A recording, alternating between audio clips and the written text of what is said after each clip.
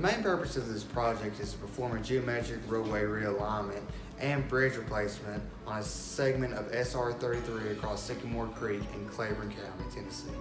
So some of the engineering services that were required for this project involved a horizontal and vertical realignment of the roadway and the side roads and driveways that attach to the road.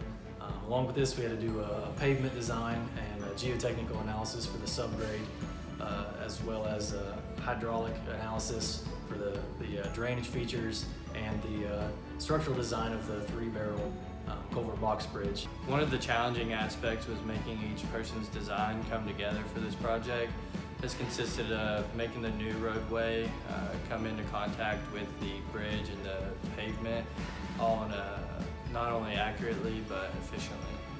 One positive aspect of this project was the enhanced safety for the residents in Claiborne County. By redesigning the roadway, we were able to eliminate the substandard curve, and we were able to redesign a box culvert bridge in place of the current insufficient bridge.